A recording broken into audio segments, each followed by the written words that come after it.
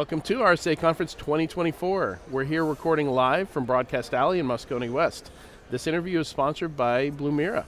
I'm your host, Adrian Sanabria, and joining me is Jim Simpson, CEO of Blumira. Thank you for having me. Welcome. Thank you. How you doing, Jim? I am great. It's Good been a show really so far? Yes, it has been. It's nice to see everybody back here. It's pretty lively, and it's been interesting listening to the conversations. Yeah, so I was actually having a conversation earlier. Somebody was asking me, why I liked certain products over other products. And one of the points I brought up is there's a lot of stuff in that expo hall that only a Fortune 100 or Fortune 1000 will be able to afford, either because of the cost of the product or the cost of the labor to implement and use that product. So today we're talking about leveling the cybersecurity playing field. Yep. And the heroes building stuff for the SMBs, for the lower end of the market, where they don't have as much insurance, they can't withstand attacks as much, and they, sometimes the adversaries, the attacks against them, the technology is the same, So, what made you want to build for this market? Personally, in working with cybersecurity technology over the years, one thing that we noticed is that when we as cybersecurity practitioners build for other practitioners, things tend to be more complex and complicated. And in my own career, helped start a company called Duo Security a few years ago in Michigan. And what was interesting back then is we did a lot more in-person work, and we couldn't convince anybody to move to the state of Michigan. So we actually ended up building a cybersecurity company in the state and onboarded a lot of people into cybersecurity and realized that it was really more about like the accessibility and making it easier for people to understand things. And so I think that company was really successful at serving an underserved market.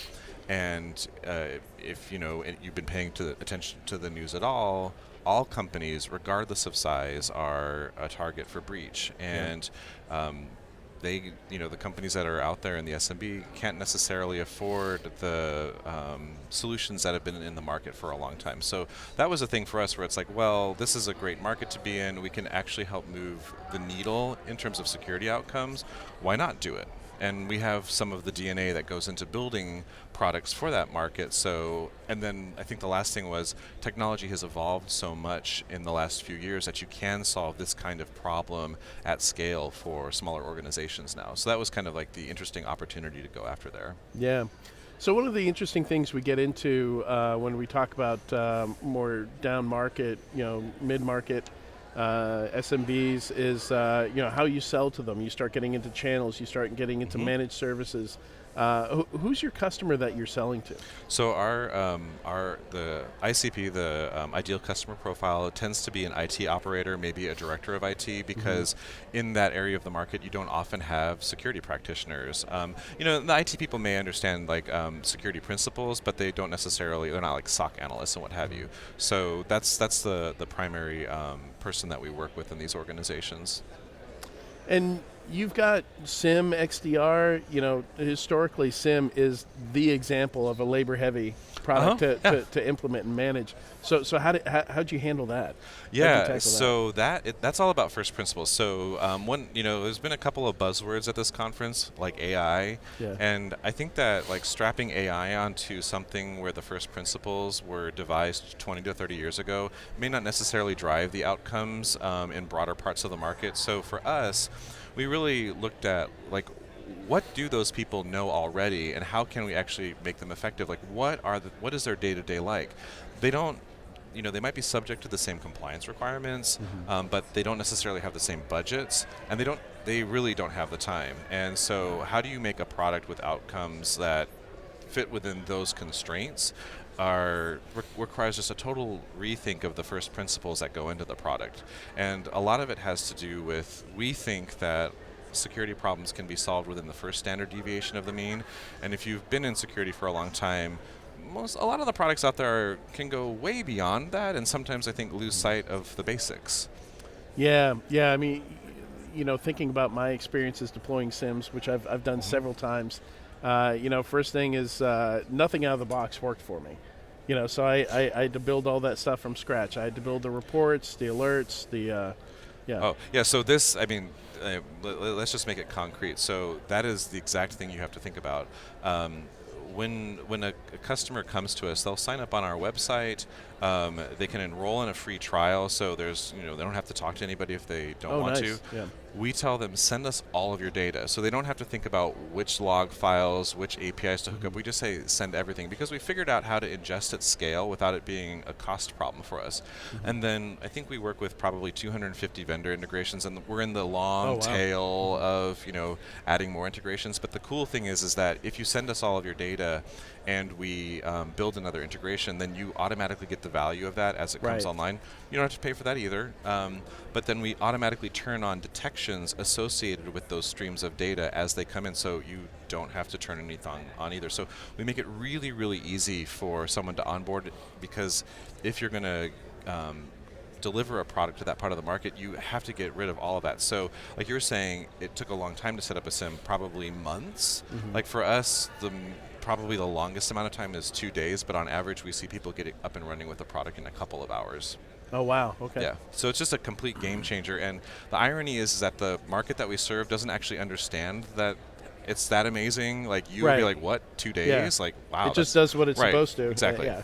Yeah, and it's unless they go tour an enterprise or something like that, all these people just sit here and stare at alerts all day. What? Right, and also, well, if you think about that too, it's like there's a lot of like stress and burnout associated with Yeah. having to do that kind of job. So And that's where we start people in this field. right, and so shouldn't we be designing products that actually allow them to work on higher order things? And that again was another thought that went into this, but we have to do it that way because we don't have our customers don't have access to SOC analysts in their organization.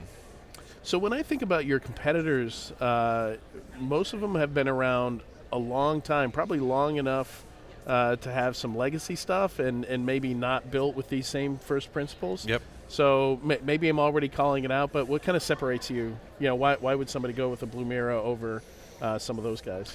Well, one of some of the feedback that we hear from customers, because some of them will have some kind of security tool in place. Right. What they find is that we will report on incidents before the thing that was supposed to report on the incident will, Interesting. because Okay. we're ingesting the same log files, but because of the way that we've designed the product, we have purview over all of our customers' data, and so we're able to see like which detections are firing, which ones aren't. We can also spin up things a lot more quickly and then test it across all of that data to see what might actually be effective. And so that allows us to deliver things in real time much more quickly than the incumbent vendors have done. And the other part of it is that we also don't overwhelm our customers with hundreds or thousands of alerts. We deliver something called a finding, and so you'll get maybe one or two of those. It's Right. like a 100x, 1000x, like fewer in terms of scale. Right. But then you're getting something that you actually have to work on, and it's going to like lead to some sort of positive security outcome for you. The important part about that is we make no assumption about the operator's knowledge when they're operating on the finding. So say there's a suspect finding, like a new Windows administrator has been created on the network. Sure. Could be benign, you've got a new IT friend working with you, or common like way to cover your tracks. So we explain that in our heads up display, but where the real value comes from is we have a set of, a decision tree that we walk them through for them to solve the problem themselves. And the first question we ask in that case is, did you set up a Windows administrator? If it's yes, then it's great. We'll close the finding, log it to the audit trail. If no, then we walk them through the next step, and the next step, and the next step, until they solve it themselves. And if for any reason they get stuck, we do actually have a very small SOC analyst team at Blumira that they can talk to in real time, which does Excellent, double yeah. duty, helps them solve that. But then we also try to figure out where can we make this better, because we don't necessarily want to do more of that. We want to empower our customers to Right. learn security through practice. Right. Yeah. So I feel like in product development, that's really important to have that feedback loop, right? Right. So that there's another company. I don't think you really compete with them, but Red Canary kind of has a story yes. around Understood. that Yep, where yep. like they got away with 3 analysts for the longest time. It was really impressive because they were constantly improving their efficiency.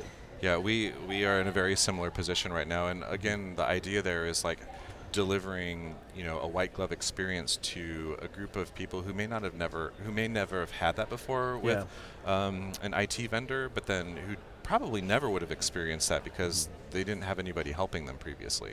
So I imagine you must be doing a lot of detection engineering and deduplication and correlation in the background. Yes. You know, stuff hidden from them, hiding that complexity Yes, exactly. to build these findings. And, Yep. yeah. We have a detection engineering team. It's also a very small but mighty team, and that team, because of the way that the infrastructure works, they can deploy new detections without us having to do anything on the part of the end user. We don't have to contact them for them to get the benefit of it. We can just say, oh my gosh, there's a 0-day out there. How can our product help with that? And then how can we deploy that? And then how can they benefit from that? So it's really fun to do that, because like these kinds of things I just don't think were possible technically even 5 years ago. Yeah. So where are you going? What is the future for Blumira? So for us, I mean, if you follow us, you'll see that we launch things all the time. I'm a former product person, so I'm kind of addicted to getting product out there. But, in particular, we listen to our customers in terms of like what they want, and delivering this kind of product to SMBs is really challenging, and so we're just going to continue focusing on like how can we make it easier for them to get into it. How can we add more functionality with what they've got today? How can we listen to the things that they're looking for and add those things into the platform itself? But really not looking to go, much beyond that. And maybe for us as a company, one of the bigger things will be helping organizations in other parts of the world, because we get a lot of inbound interest from overseas, but servicing the US is challenging enough. So for us, it's like focus on the core principles here, because that is challenging enough. Yeah, and before we wrap up here, tell me about your company's affinity for hedgehogs. I'm not sure if you can capture this on the camera, but so hedgehog. So our mascot, her name is Mira the hedgehog, and our co-founders have an affinity for hedgehogs because they're kind of spiky on the outside, kind of like the security practice, but soft on the inside, like us, and very, very food motivated, like everybody, right? So that's great.